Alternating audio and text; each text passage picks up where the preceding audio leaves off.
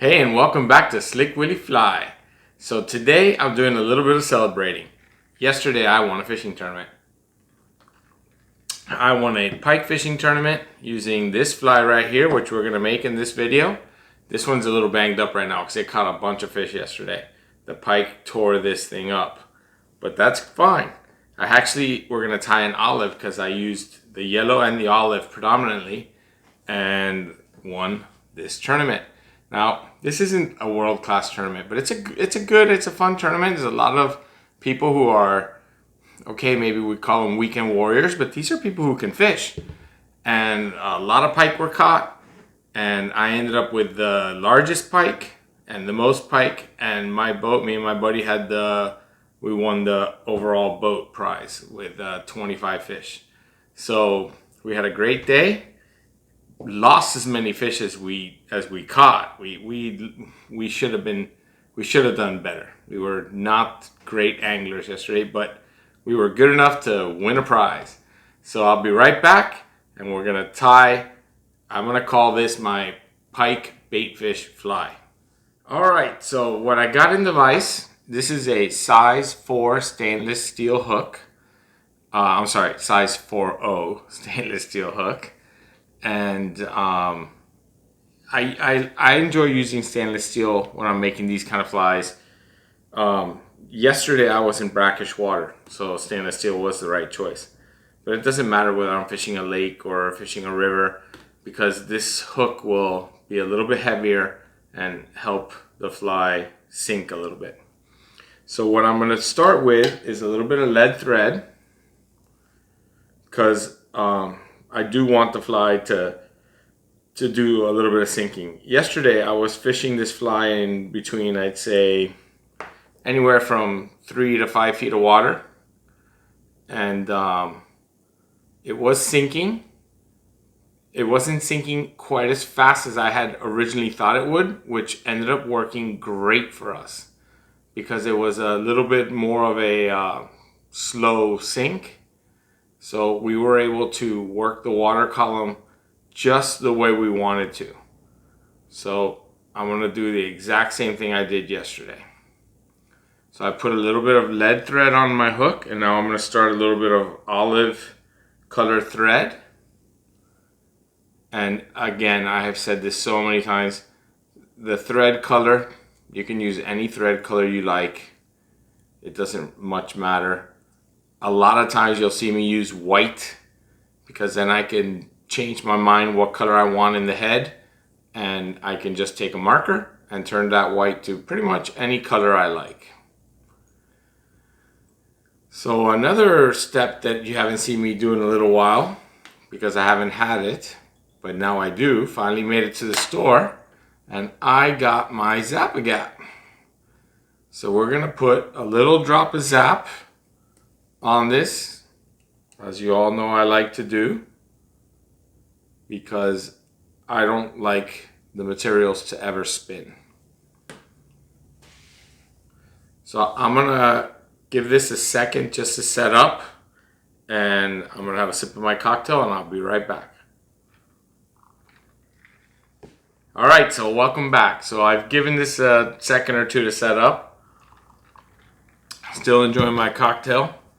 And the first material that we're going to use is Flashabou. This is a UV Flashabou. It's a blend of gold and yellow. I don't really need a lot. I'm going to take that much. But I am going to take the entire clump, because I am going to use the entire clump. Now, one of the things I like to do with Flashabou, because this is going to be my tail, is I like to stagger the ends. You've heard me say this so many times. I do not like when ends are all lined up. So I stagger my ends. So now I'm going to determine my fly size. Well, I need this fly to push some water. I need this fly to be big. So what I'm going to do is I'm probably going to make this 2 hook shanks. Something about right there. And remember, if you don't like it, if it's too long, you can always cut it. You're not, you know, it's not like, oh God, now I'm screwed with the length.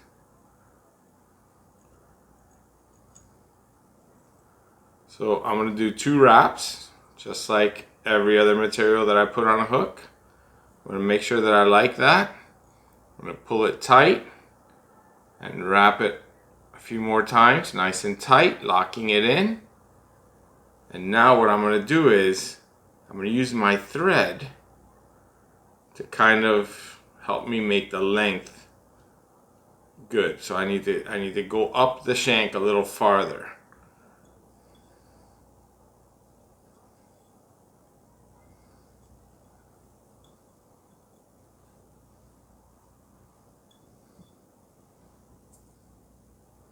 Let's see how that looks.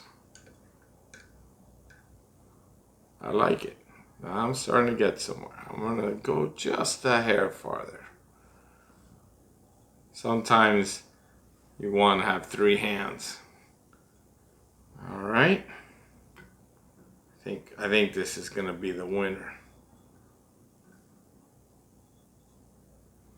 Well, I want to make sure you get all of your flashabou. Oh yeah. That's the length we've been looking for. So now, lock it in nice and tight.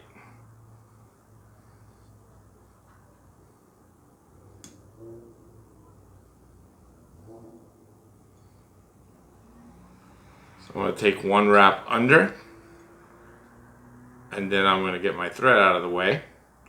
And now I'm going to take a little bit of zap, and I'm actually going to coat the tail right at the base of the hook. I'm going to give this a little bit of zap right here at the end. This will help this tail stay a tail when it's in the water. So what I'm going to do now, because the next material is ostrich, so I really truly, this needs to dry. So I'm going to just take a little break, have a little bit more of my cocktail, and I'll be back when this is dry. Alright, so welcome back. So I think it's dry. I'm going to give it a couple more seconds and we're going to talk real quick about this fly. You'll see that I am, I'd say a 1/4 of an inch longer in the one I'm tying. Doesn't really make a difference, that 1/4 of an inch, but I might trim it. The other thing you're going to see is that I tied this great big blunt UV resin head, and I did that to help this fly push a little water. You know, the fish feel the vibrations, so I wanted to push some water. I wanted to have this flash, a ton of flash in this fly, so you know when the sun is out, this thing almost looks like chrome. It's like great fly. This thing probably had 20 bites yesterday on this particular fly. So we had a great day. We had a ton of fun. So I want to say one more thing. What you have here on the fly, it's a reverse tie, Craft Fur, and there's your ostrich. And I can't even begin to tell you. I hope that you give this a chance. But ostrich in the water, it has so much life. It just wiggles all over the place. This fly looks great in the water. So, because I love the way it looks, I'm gonna go ahead and I'm gonna tie in a little bit of ostrich. I don't want it to go as far back as my flash. The flash is the tail. So the ostrich will tie in, I'm gonna tie in about something like that.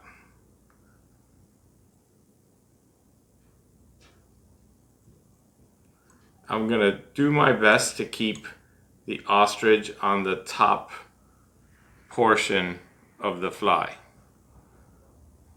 Just like that. Now I know some people I know they like the way the ostrich looks in the water, but they don't use the ostrich because they think that the ostrich is sometimes difficult to work with. I love the ostrich. I don't have any problem with it. So I love it. Nice. So now what I'm going to do, what I did in this fly was I put a little bit of Titan dubbing on the bottom half under the tail just to start the body a little. And this fly had such good activity yesterday, had so many contacts, that I think, why fix something that's not broken? So I'm going to go ahead and put a little Titan dubbing on the bottom. So here's my dubbing, and all I'm going to do is make it somewhat straight, or as straight as possible. And then at the halfway point of the dubbing, I'll set that on the hook, give it a couple wraps just to make sure I like the way it looks, which I do. Pull it tight, take this to the opposite side and pull it tight. So that's locked in. So now what essentially we have, take a needle, is just a little bit more UV flash on the bottom of the hook. And that's the same that you see on the bottom of this fly. Hard to see. This fly looked really great before I took it out fishing yesterday. I mean, if I was to cast that fly right now, it'll look great. Once it gets wet, it looks great again. So now what I need to do is build the body. Actually, take that back. What I'm going to do now is use a little bit of polar flash. You don't need a ton, but I just think that these flies, pike like flash. I think that they like a lot of vibration, and they like a lot of flash. So I have a clump of polar flash here. I'm going to do the same, stagger the ends. I'm going to find about a little bit shorter than the tail, and I'm going to go ahead and give it a couple wraps just to see where I'm at. And I like it. I'm going to lock that in. And now I'm going to bring it to the opposite side. Lock it in. And there it is. Now this one I find to be a little bit long. So I'm going to go ahead and just give it some random trim, like you see me do in so many other products. Nice. I think that looks good now. I like that length. I like the flash. So now I need to build a body, because like I said, this is a reverse tie. So in this particular fly, what I want to use is I want to use a little bit of red. Or in this case, it's like a fire orange. It's like a between red and orange, and it is ripple ice.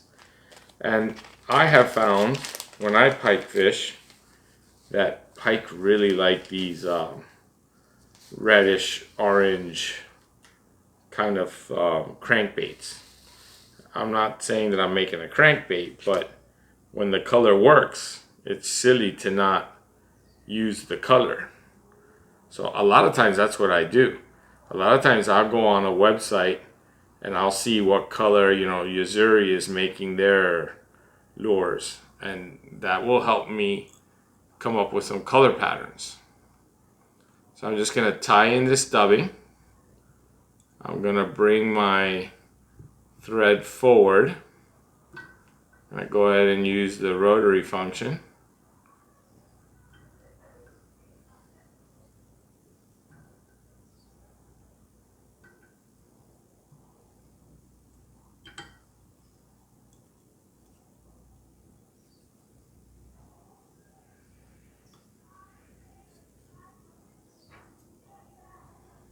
And you don't have to go all the way because this is a reverse tie.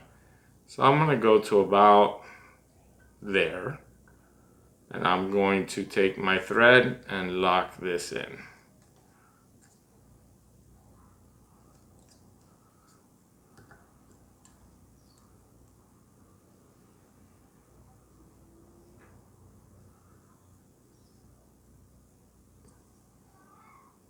Just like that. Take everything back. I don't ever cut any of this off. It's a reverse tie. Let it be in there and wiggle around. Alright. So now what I'm going to do is I'm going to take a little bit of white craft fur after another sip of my rum and coke. Man, it was so much fun to fish yesterday for pike. I haven't done as much of that as I would like. To go out and throw a big fly like this for pike was so much fun. And this isn't even big. I mean, if you look at some of the guys that are like hardcore pike guys, they're tying all these articulating flies, and I mean, the flies are twice as big as what I'm tying. Shoot, 3 times as big as what I'm tying. But this works for me, and I was predominantly fishing shallow. So, I mean, I consider 3 to 5 or 2 to 6 feet of water. For me, that's shallow in my world. So I'm gonna just keep preparing my craft fur here. I didn't actually prepare this in advance just because I normally do, but you know, at some point you guys have to see how I do this. So I cut off my craft fur, and then I use a comb to take out all these guard hairs, because you don't use any of this. And I think that clump is a little bit thin, so I'm actually going to take another clump and combine them. I find it easier to take 2 clumps and put them together than it is to cut a big clump off my craft fur patch. But that's me.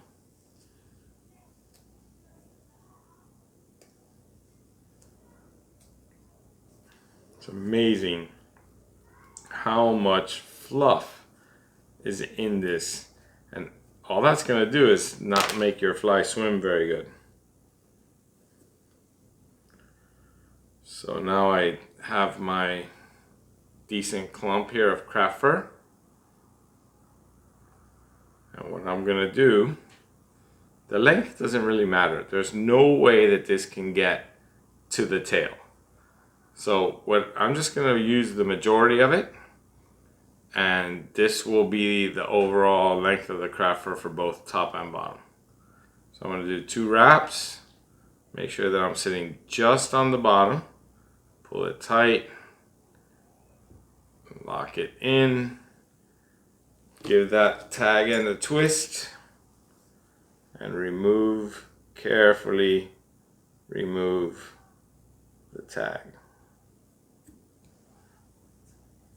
Okay, so that's the bottom. So now I'm going to use Olive, because Olive was the fly that I lost, so I need to replace it in my box. So I got Olive craft fur.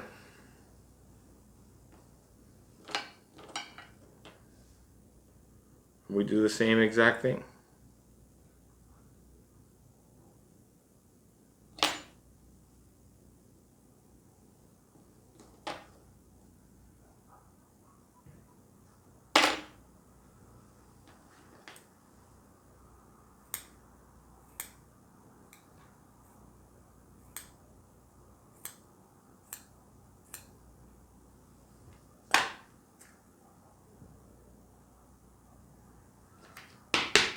You don't have to use a comb.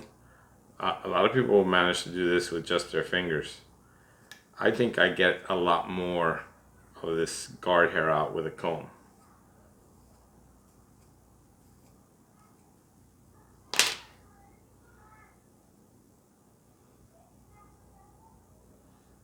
Okay, like that.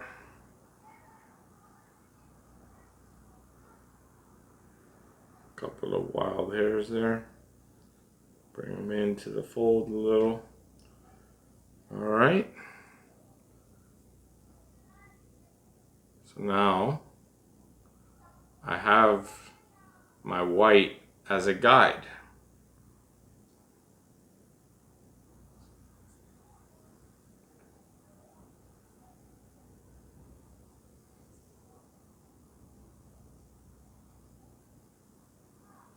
Two wraps. Make sure that that's sitting just on the top. Pull it tight. Lock it in. And twist and remove your tag.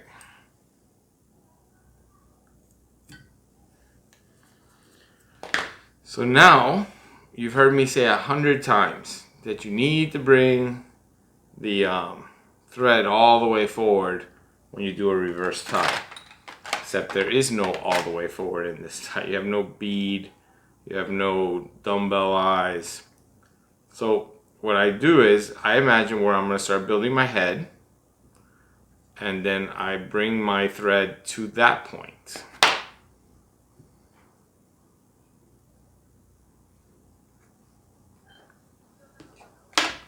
It's another good tip. I didn't like the way it pushed. I got some white on top that I don't want on top. So I'm just gonna fix it and push again.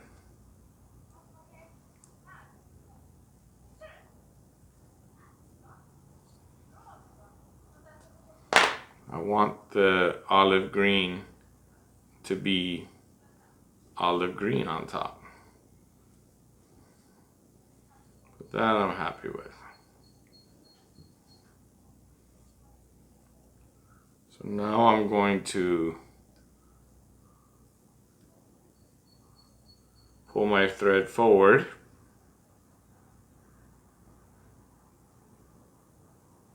Like you've seen me do before.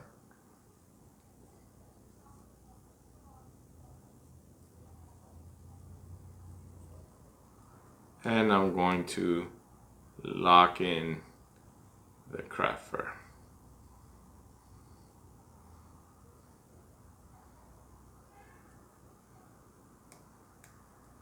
Now I am going to make a head, and like all my other videos, I'm not going to do the head on this video because it's just going to take too long. But there is another step that I'm going to do before I make the head. And that is I'm going to use a little bit of this Ripple Ice. Ice Wing Fiber Minnow is the color. Minnow is, it looks like it matches perfectly with my olive craft fur. So I'm just going to take out a clump of this minnow like this. And it's not the world's straightest fiber. So I'm just going to kind of try and work it a little to make it somewhat straight. Then I'm going to take the halfway point and I'm going to fold it in half,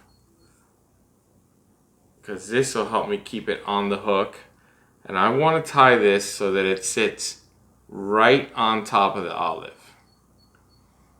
It doesn't look super great on the fly right now, but in the water this looks awesome.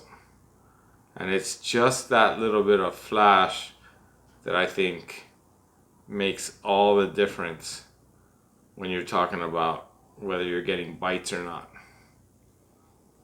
So once I've got that locked in, I could take my scissor and just open up all these little loops that might be stuck. And yeah, you're gonna lose some fibers. It doesn't matter, there's plenty on here. Plenty.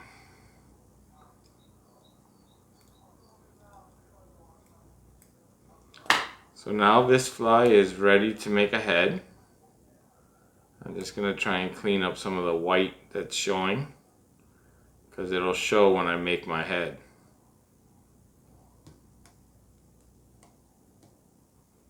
I'm actually probably just going to take a marker. So I'm going to whip finish this now. And you absolutely could fish, like I said before, I'm sure that you could fish this fly exactly the way it's tied. No doubt in my mind that this fly will catch fish. But I think that the head makes a bit of a difference. I'm just going to clean for a second.